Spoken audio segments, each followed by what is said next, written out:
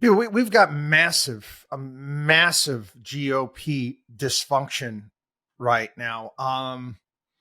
Wisconsin Representative Mike Gallagher announced that he's resigning from the House on April 19th.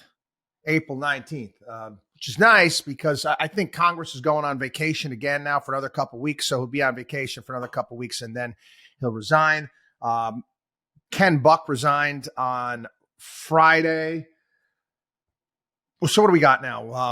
GOP majority down 217, 213. Okay. My thing is this. I get it. Okay. The Republican Party is a mess, and Mike Gallagher wants to spend more time with his family, yada, yada, yada. I mean, Ken Buck, all this stuff. Guys, listen, you can't finish out your term. You can't finish out your term. People donated to your campaign. They gave you money. Your states ran elections. Now they're going to have to run a special election, which is going to cost the taxpayer money. You mean to tell me you can't wait it out? You can't wait it out until the end of December? It's really that bad. I mean, put that in perspective. I can't get my arms around that. I mean, you commit to something, you commit to something. There has to be some sort of contract that you sign that you, unless there's some sort of major family issue or health issue, you've got to serve out your term, period, the end. If not, you know what? You got to give back the money that you made. I mean, this is pathetic, quite frankly. But anyway, neither here nor there. You got the Republican Party, again, all upset now with Mike Johnson. Because on Friday, the House voted 286 to 134 to fund the government. Now, I got a kick out of this from the various different editorial pages, in particular, the Wall Street Journal. Wall Street Journal does not like government shutdowns. And in this case, they said the House voted to do its basic job of funding the government. We didn't fund the blanking government. Okay. It's akin to me saying, let's pretend, we'll play pretend for a second, that I've got credit card debt. I've got credit card debt, and I pay off my credit card debt with another credit card. And then on that credit card, not only do I pay off my existing credit card debt, I add to it by buying more stuff. That's not funding the government. I don't know what you would call that. Okay? I don't know what you would call that, but you're not funding the damn government. Again, we got the spending bill. We got to get this done because it's going to hurt the military. Again, here we go. The military. Anyway, Marjorie Taylor Greene. And by the way, she wasn't one of the people that looked to get rid of McCarthy, but now she's calling on, we got to get rid of Mike Johnson. Oh, okay. All right, go ahead. But obviously you've got a political party that does not know how to govern, does not know how to win. It's quite frankly, it's pathetic. It really is at this point in time. And again, you think about all of the things that they're going over right now. And I talk about how dysfunctional it is. And I'm sorry. I know you got a lot of big fans out there. Jim Jordan and James Comer and Hunter Biden. You do realize, okay, everyone, it's going freaking nowhere. That entire thing is going nowhere. Listen, you've already lost Fox. Fox is barely covering the damn thing anymore. Again, and they'll take a story and they'll run with it for years. Remember Greta Van Susteren down in Aruba? No one is interested in this anymore. For you lost Newsmax. Newsmax is actually one of the hosts there dogging Jim Jordan about the impeachment probe. This is going to go nowhere. Well, Jim, we have our responsibility as, oversight role. You know what the best form of oversight is, Jim, James? You know what the best form of oversight is? Elections. Elections. Is anybody out there shocked? There's the old line from Casablanca there. Shocked that gambling is going on. Well, we're shocked.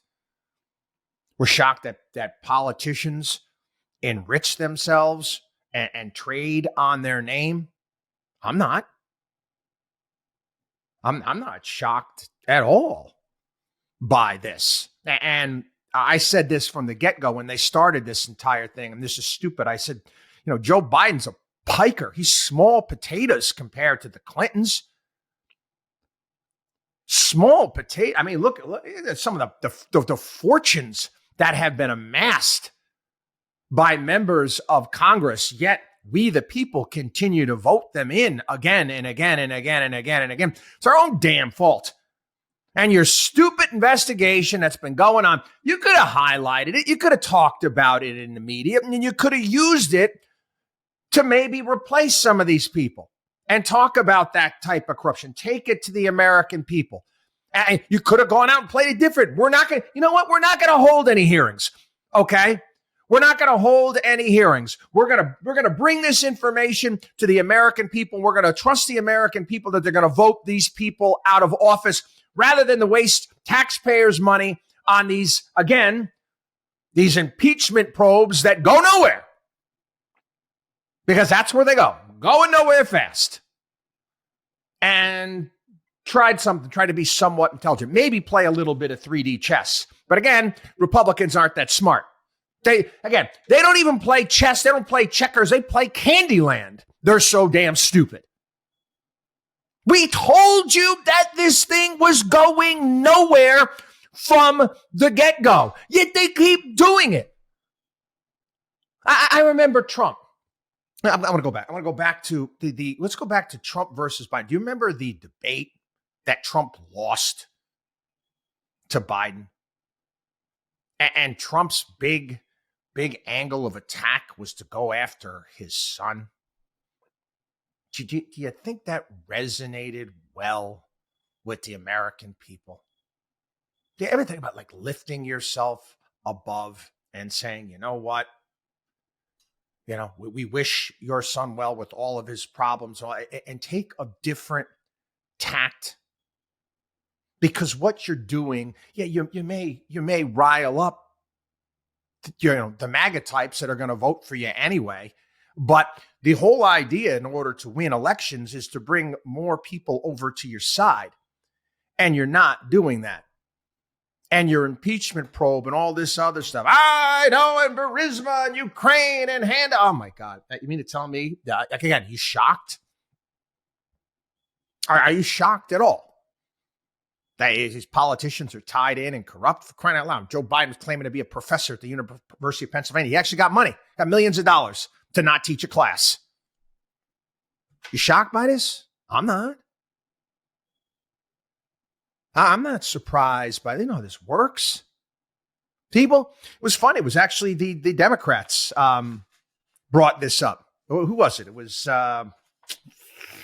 Jamie Raskin from Maryland, big lib. But does she got a point? She brought up the idea. She wanted to subpoena Jared Kushner. Trump, remember Jared, Trump's son-in-law, because magically Jared Kushner got $2 billion from the Saudis right after he left, 6 months after he left the White House. He got $2 billion for his private equity company, Affinity Partners, from the Saudis. Where'd that come from? I don't know.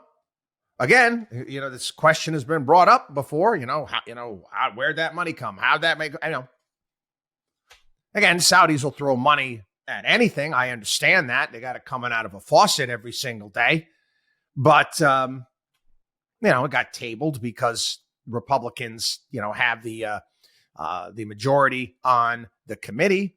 But she's got a point. Does she not?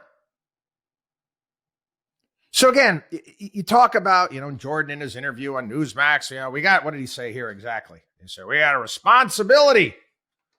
It's a constitution. Our job is under the Constitution, is to do oversight of the executive branch. Oh, man, you know what, Jim? You guys can't balance a budget. You spend more than you're taking in. We talked about this last week. Your priorities. There's no such thing. You should have one priority. Again, if I was running the show, if I was Speaker of the House, I'd say, I'm shutting down all committees. That's it. It's over. Done. All committee work is over at this point in time. We're not doing anything. All investigations shut down. Ending now. We're all going to skip vacation and we're going to figure out how to balance the budget. Again, that's really what's important. You really think that this is that important to the American people when they're taking a look at their household income and how far it's going and the perpetual hamster wheel and what's going on? I mean, Republicans should be winning in this race. It shouldn't even be close at this point in time. The United States dropped out of the top 20. Top 20 happiest nations were 23rd in the world. And if you actually take a look at the internals for millennials and Generation Z, 62. 62, which would seem to me, again, it'd be a great opportunity reaching out to younger people. Because let me tell you something, the younger people that came out in droves for Biden are not happy with Bidenomics. They're concerned the fact that they're not going to do better than their parents, that they can't afford a home, that they can't afford to get by. No one gives a flying you-know-what about Hunter Biden, James. You can vote this guy out of office, okay, in a very short period of time if you actually guys had, pull your heads out of your proverbial buttocks and use your brain. But no. Again, not very smart. Not very smart. Oh, so now we got to subpoena Biden's ghostwriter and the records probe. Oh my God, please. Do you think these Generation Zs, these Generation Xs give a crap about documents stored in the old man's garage next to his vintage Corvette? Do you think it matters to them when they're concerned about being able to afford a house? James. Oh, government, we can walk and chew gum at the same time. No, you can't. No, you've never proven that you can walk and chew gum at the same time. Meanwhile, let's go to the Treasury market. Yeah. Again, all of this government spending that we talked about, Treasury market's grown by more than 60% to $27 trillion since the end of 2019, sixfold larger than it was prior to the 2008-2009 financial crisis. It's a lot of debt that the markets have to absorb. A lot. Again, that more important? That more important than all of this other stuff? I'm being honest here. I'm watching Republican. They're gonna lose. People are gonna ask me right now. Why not? Someone's asking me right now. What do I think about this election?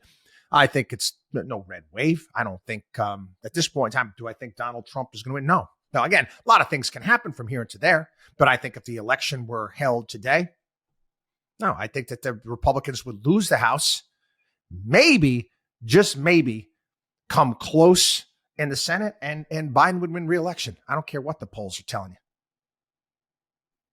I don't care what the polls are telling you. That's my belief at this point in time. Why? Well, okay. Ask the elephant fools with the GOP dysfunction. WatchDog on WallStreet.com.